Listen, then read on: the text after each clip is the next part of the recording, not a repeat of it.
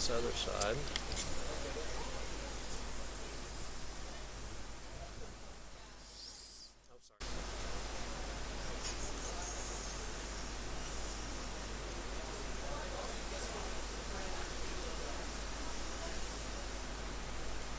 I'm trying to sound for the sphenoid sinus.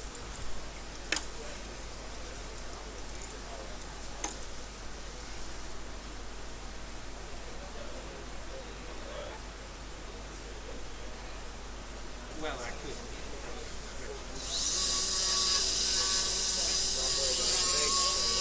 I think we need more irrigation, yeah. Yep. But let's now go to that cutting burr, please. Could I have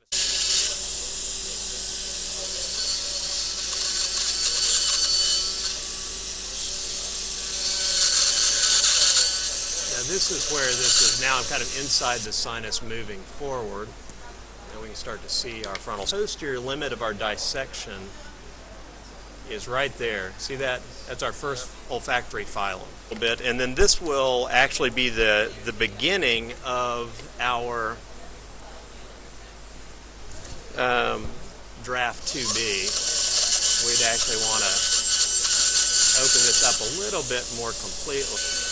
And what our initial goal is to identify and really delineate that posterior table anatomy so that can guide the remaining portion of our surgical procedure.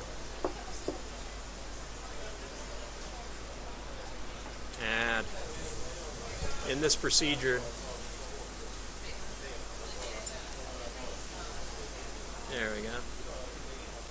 And we can actually find ourselves going back and forth between powered instrumentation and non-powered instrumentation. All right, we're on the left-hand side. And I just wanted to kind of point out, we are at a Draf IIb, which is kind of one half of the Draf III. So if we look a little lower in the nose, once again we have middle turbinate. Remember, we made a little incision in the middle turbinate, but we did not resect the middle turbinate. The turbinate's intact. Ethmoid skull base, that's that first fovea. This would be the area of the anterior ethmoidal artery. This is our frontal sinus proper. We could actually see about this much of it before when we had done our frontal sinusotomy, our Draf IIa. Now what we've done is we've actually done a transaxial approach. So we've removed this anterior attachment of the middle turbinate. You can see how much that's opened things up both for surgical access as well as for visibility. This is the perpendicular plate of the ethmoid. You can see a part of that is a little bit gone. And this is the first olfactory phylum. Now when we finish, we'll actually remove most of this bone on the Draf III.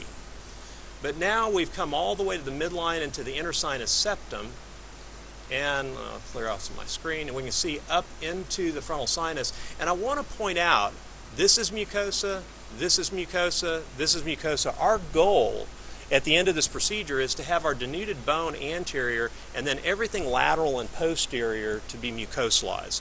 And that's going to be one of the things that's going to help with that postoperative scarring that we talk about.